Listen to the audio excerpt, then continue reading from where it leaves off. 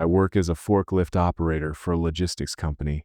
My job usually involves transporting heavy shipments across different warehouses, sometimes in remote industrial areas. But what happened 2 years ago still haunts me to this day. That night, I was assigned to an old, abandoned warehouse on the outskirts of town.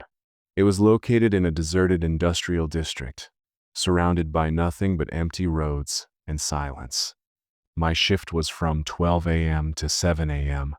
At around 9 p.m., I got an urgent call from my supervisor.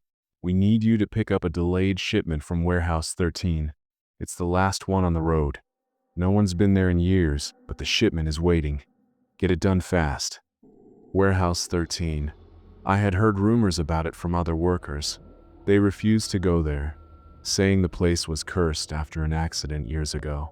But I wasn't one to believe in ghost stories. I grabbed my keys and drove my forklift toward the warehouse.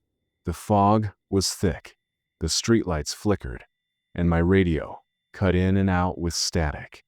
When I reached the warehouse, the air felt heavier. The building was massive, but completely silent. No workers, no security, just me and the cargo. I turned on my forklift's headlights, but they flickered weakly.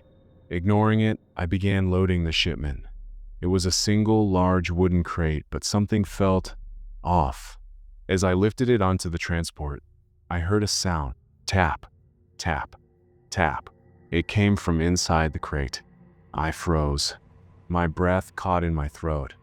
Then, sudden bang. The entire crate shook violently. I jumped back, heart racing. My radio, which had been silent, crackled with a voice. "Why are you still here?" The voice was distorted. It wasn't my supervisor. It wasn't anyone I knew. I turned around, and that's when I saw it. A tall, black figure stood at the warehouse entrance. Its eyes glowed blood red, staring directly at me. It was twice the size of a man, its body shifting like smoke, but solid enough to cast a shadow. I wanted to move to run, but I was frozen in place. The figure took a step forward, then another. My forklift suddenly shut off. The lights died. Everything went silent. I fumbled with the keys, trying to restart the engine, but nothing happened. And then, it laughed. Not a human laugh, not a normal sound. It was deep, hollow, and echoed through the empty warehouse. Then came another noise-dragging footsteps, getting closer. Panic took over. I grabbed my flashlight and shined it at the figure. It vanished. But then, something whispered right next to my ear. "You're not supposed to be here." I spun around nothing. My radio crackled again. This time, it was my supervisor's real voice. "Hey, you still out there? We're sending a truck to get you stay put." But I wasn't staying put. No chance. I jumped off the forklift and ran toward the warehouse doors.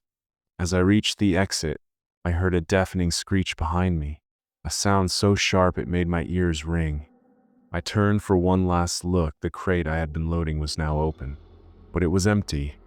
The truck's headlights appeared in the distance, and I sprinted toward them. My coworkers saw me and waved frantically. I jumped into the truck's cabin, slamming the door shut. One of them shouted, "Drive! Drive now!" The moment we sped off, one of the guys in the back screamed, "Something's chasing us." I turned to look, and for a split second, I saw it. The shadowy figure was running behind us. But then, as suddenly as it had appeared, it vanished into the night. For a week, I didn't speak about what happened, but I know what I saw. And if you ever find yourself alone in an abandoned place, late at night, don't stay too long, because you might not be alone.